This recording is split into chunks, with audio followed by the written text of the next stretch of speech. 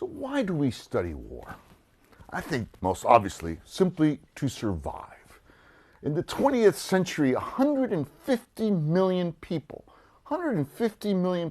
died as a result of war. Hundreds of millions were disfigured or wounded or had their homes destroyed. War has this horrific capacity. War is something that, when it comes to us, we might not survive it. And as our capacity to impose violence on each other, we had better understand exactly what it is.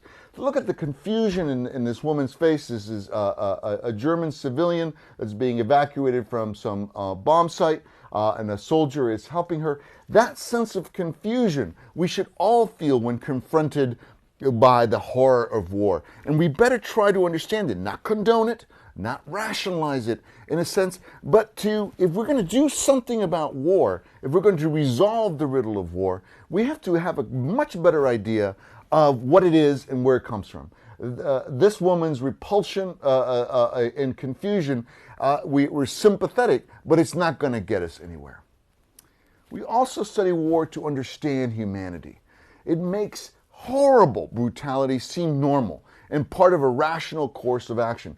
Here's a photograph of two physicians experimenting on a concentration camp prisoner. This is the kind of horror and even more horror, calm and rational horror that can occur in war, that can be justified, that people will do things that they might not ever do under different circumstances.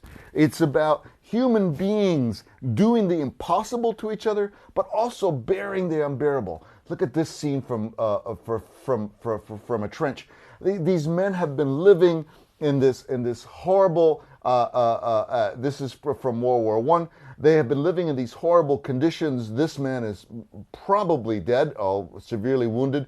These guys are carrying a body with them. So they're bearing this. Imagine being in this kind of scene of having to live with these kinds of concerns and also dealing with this always possibility of death. We study war also to understand each other.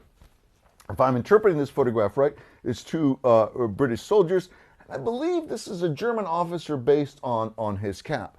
And we use war because we need to understand each other. Even when we're across battle lines, we need to comprehend our mutual humanity.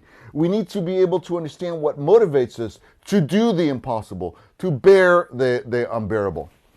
And we're interested in war because we want to understand ourselves.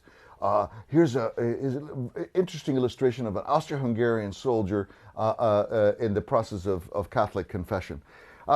What is happening here? How is this man who is been ordered to kill, been ordered to impose violence and withstand violence, is now also asking for forgiveness from some divinity? How do we understand this? And I want to argue that we are how and whom we fight. If we really want to understand, in a sense, who we are and where our societies come from, let's look at these extreme events of war, these extreme occasions of war, when we can see our most fundamental selves and our most fundamental kinds of activities.